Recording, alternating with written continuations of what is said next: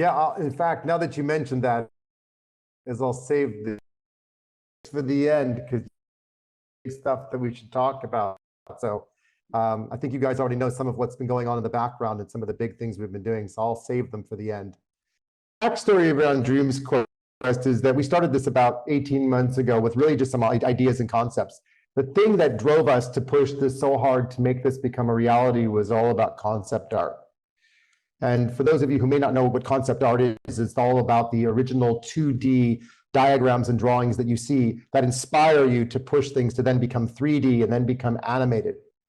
So when we started to realize the potential of being able to create a real exploration PvE-based game where you could go around and walk around in a 3D environment and go on quests and go on explorations, we got excited and said, what if we could make this a play-to-earn game? And then more to the point, what if we could make it free to play? So anybody could start, but of course, different people are going to want to play at different paces. So if we can allow them to earn in the game and then spend the money they earn in the game, then they can still upgrade and they're not having to pay. But we try to avoid paywall as much as we can and let people earn more. And it's a tricky balance between the two, but that's what we've been working on and designing. What makes this fun is that every single item in the game is an NFT, whether it's a piece of armor, whether it's an artifact, whether it's a building, a piece of land. Every single thing that you can collect is an NFT, which means that things that you find inside the game that might be unique for your own experience, you can then turn around and sell them or trade them or upgrade them. So we make it as engaging as we possibly can for each player to have its own unique experience, but for players to be able to upgrade those items or to be able to infuse or change them makes the NFTs dynamic, so that you can actually see, for example, if a weapon had a certain amount of strength or power, or if a bow had a certain amount of arrows it could carry and you were to upgrade it, it would show an increased amount of arrows or increased amount of power. And that gives us some interesting dynamics we can do when we're using things like Chainlink as part of our integration partner, because it allows us to kind of look beyond what's possible in terms of taking an NFT that's not just a static item, but imagine if that NFT carries noise or sound or vibrations or resonance that allows you to do other things. And so that's where it gets, this is where this is an exciting part, Andy, but it's not the most exciting part. But combining GameFi and Metaverse and some of the things I just described, I'll get into a little bit more. But for us, playing in the game is one thing, but being able to explore Metaverse and cities and having, group dynamic experiences are equally important. Now, what we think makes a game is the fandom. And you've probably been to websites like Fandom before, and you can even create a subdomain. So our goal at some stage will be to have dreamsquest.fandom.com, because what makes a game is the stories, the mystery, the surrounding backstories. And what we've done to create what we're creating now is by bringing on some incredible talent onto our team, which I'm saving to the very end.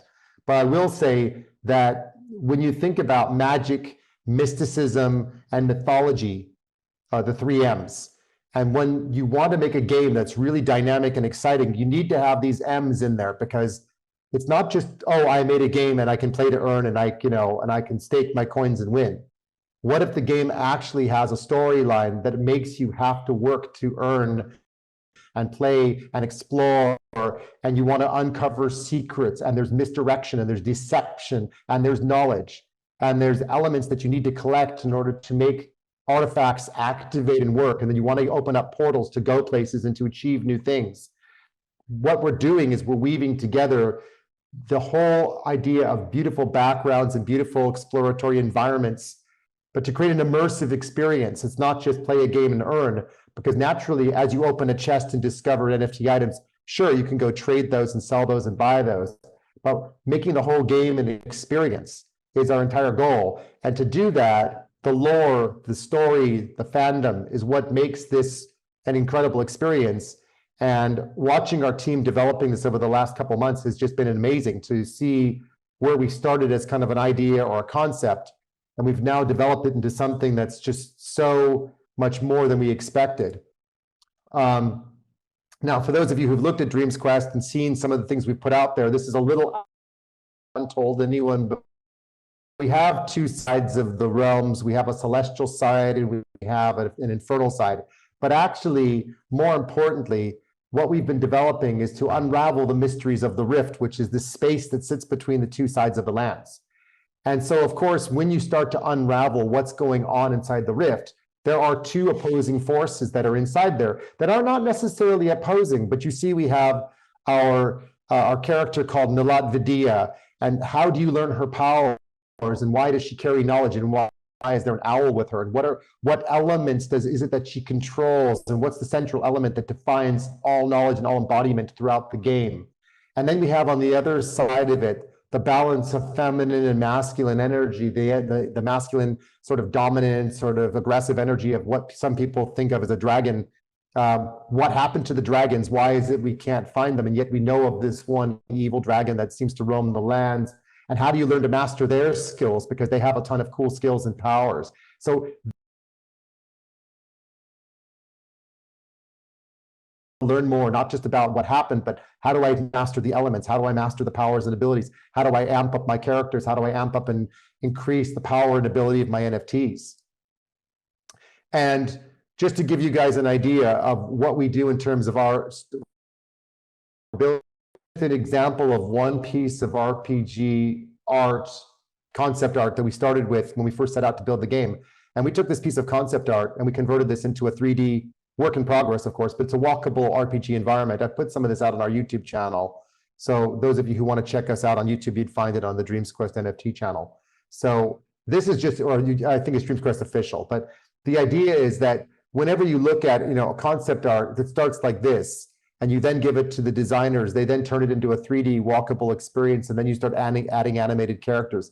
So it's just to show people the amount of effort and work that goes on to create something well beyond what people expect. And I noticed a lot of our community often saying, when this, when that, but actually the amount of effort that goes in these two pieces, one in the next, foundation. Last piece, I just into metaverse. And in the metaverse side, we're really creating an environment where we're letting people have a modular architecture to build on your land. So we're going to be selling land at some point in the metaverse part of the game, where there'll be guild halls, blacksmith, alchemist, general stores, but in a modular way that people will be able to design the buildings they want and connect them together in ways that have never been done before, so that each building set can be unique from any other and will reside within a topology. The designs of the buildings, again, will align back to all of that fandom and lore I described. So what we're doing is we're building something that has a highly engaging and unique when it's playing an environment, but when you go into metaverse, it's player exploring and working with other players and being able to interact and upgrade, alchemy. It creates just an environment. A question that you asked to ask me about. Yes. Yeah, we all know that you have got a success. So we all know that Dreamcast has got a successful launch, and you have good momentum. You have strong momentum, and I know that you got a strong teams. The last time we spoke, you mentioned that we got the Hollywood producer and stuff. Correct. Like that. And you mentioned the runs. I totally agree with you. It got to be as an RPG game and being for so many years. It has to be magical. It has to be mystical, and that makes your game, the whole thing, mystical. So a lot of M's, not just only 3 M's. Yeah, Steve, I would like to hear from you. If there's one thing you would like to focus on 2022, what would it be in order to supersede your game? Maybe I can give you some choices to choose. Do you think is esports?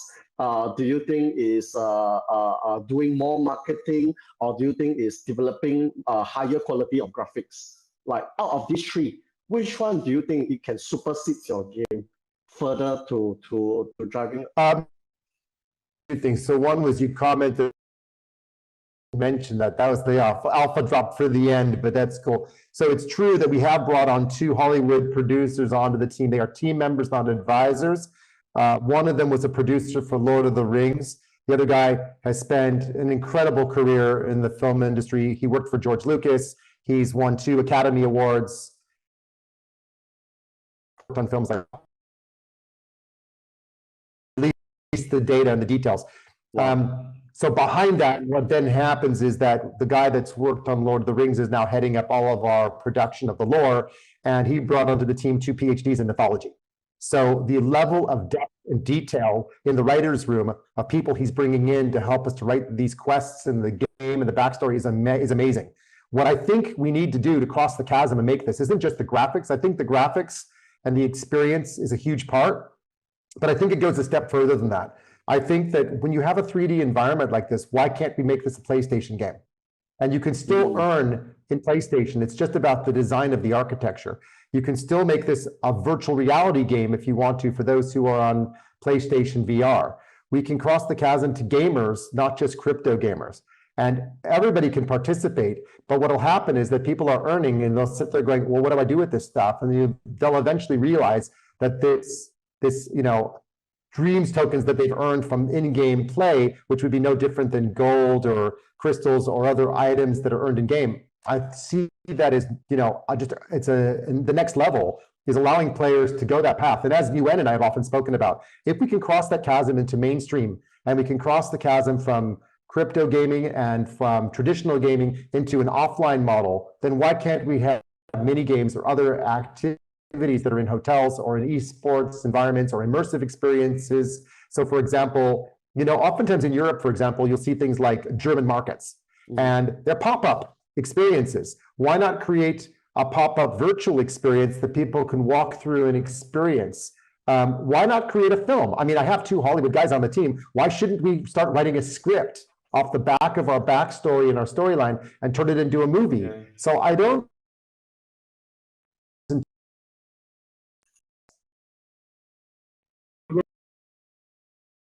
the direction we're heading.